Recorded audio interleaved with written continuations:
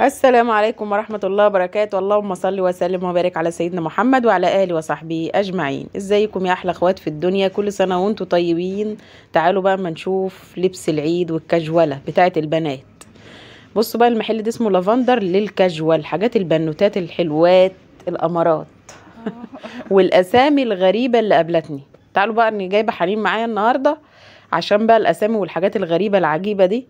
لان بصراحه انا ما يعني، بصوا انا عارفه اللبس البنات بلوزه وبنطلون، بنطلون وبلوزه، تدريس تفستان، الحاجات بتاعتنا اللي هي بتاعت ايامنا دي. لكن الحاجات اللي طالعه الايام دي بصوا اسامي غريبه كده.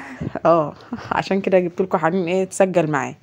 بصوا كده زي ما انتم شايفين كل اللي طالع. بصوا احنا لفينا لفينا لفينا. المحل ده جميل بصراحه، حلو، بس ايه، احنا ما شريناش منه حاجه، احنا شرينا للبنات اللي في البيت عندنا، يعني بنت اختي، بنت سيلفي كده يعني.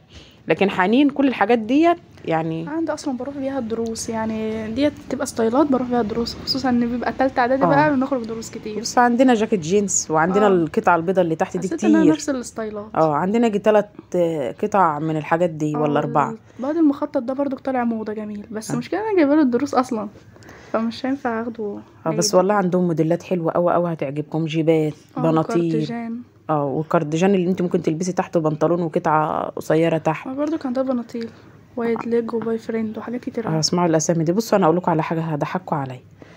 انتوا عارفين بقى ان انا اختكم بقى، وخلي بيني وبينكم كده، كل ما اروح محل علشان اجيب لحنين بنطلون جينز يقول لي ايه، بصوا الاسامي، بصوا اسمعوا بقى الاسامي. انا بصوا القطعه دي انا مش عارفه، ايه اللي جمالها يا ولاد. انا هجيب بروفل من عندنا كده وامسكه اقطعه بالمقص عشان يبقى موضه. والبيت عماله تشكر في القطعه دي قوي، اللي هي واقفه في المحل، والتانيه وصاحبتها، وعاملين احنا واخدين منهم لون اسمر ومش بصوا البروفل متقطع خالص وبرده موضه. انا حاسه ان بروفل قديم وجابوه يبيعوه. والله ما طالع موضه الحاجات دي. وانا بقول لكم حاجات غريبه كده، سبحان الله، جيل ربنا يعلم بيه.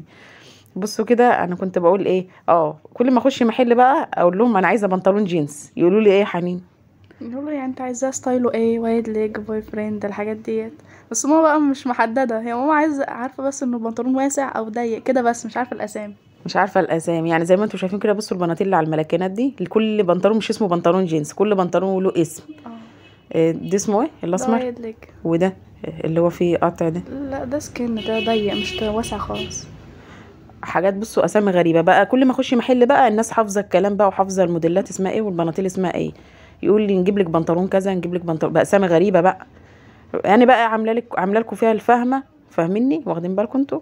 واقول طب بس هاتوا الانواع اللي انتوا بتقولوا عليها دي وانا هختار منها. ما انا مش عايزه اقول له يعني دي ايه ويعني دي ايه وهجننه، ما انا مش عارفه بصراحه. فبصراحه يعني مش عارفه ايه الاسامي الغريبه دي. ايامنا بقى بنطلون جينز، بنطلون قماش، بنطلون ضيق، بنطلون وسيع، ستريتش، الحاجات اللي هي العاديه اللي احنا عارفينها دي. بصوا بصراحه البنوتات اللي واقفين في المحل دول عسلات قوي بجد، وطيبين كده ومحترمين، قعدوا يضحكوا يهزروا كده وبصراحه يعني ايه، مضحكين يعني. بصوا كده، بصوا الطقمه دي والله العظيم كاجوال كاجوال.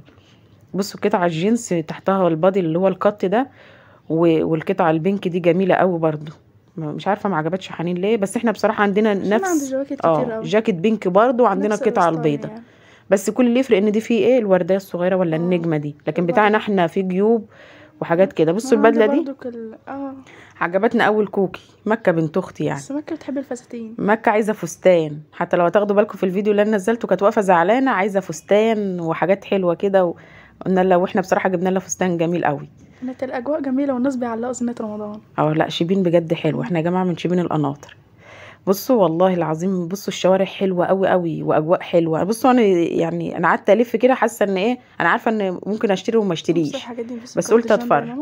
جميل قوي. ام محمد بقى اختي، بصوا عاجبها البتاع ده، بتقول لي بصي، عماله تقول لي بصي ايه رايك في الكارديجان ده، جميل بصراحه. قطعه تحت هي كاتبه كم ولا قط، انا ما خدتش بالي قوي. ودي البنطلون اللي احنا جبناه الاروع، وايد ليج كاتنج متقطع كده من تحت. وهي اختي الاسم تاني كده وايد ليج كاتنج يعني متقطع كده. سمعتوا الاسم؟ والله انا ما عارفه حاجه. المهم ان انا قعدت اقول لهم هو البنطلون وسيع ومتقطع، يضحكوا مش عارفه بيضحكوا على ايه. انتوا اكتبوا لي في التعليقات، انتوا عارفين الاسامي والحاجات دي، الامهات بتاعه الجيل بتاعي عارفين الحاجات دي ولا ايه؟ ماما في امهات على فكره عارفه الاسامي دي، بس انت اللي مش ماشيه على الموضه يا ماما. مش عارفه انا يا الاسامي. جماعه والله العظيم ما بخرج.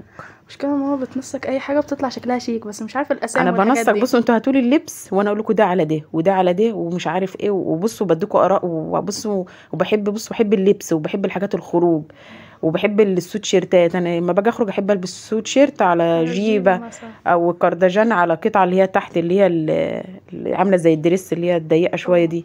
بس بحب انسق. بس الاسامي اللي طالعه الايام دي انا مش عارفاها.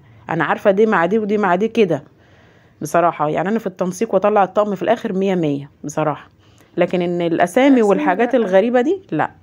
بصوا بصراحه المحل دوت والله فيه قطع حلوه قوي، بس كله زي ما انتم شايفين كده جواكت، هو اصلا اللي طالع موضه جواكت. احنا لفينا شبين حته حته كله جواكت زي ما انتم شايفين كده بنفس ما كنتش الموديلات. عايزة هي تجيب الموديلات هي الجواكت.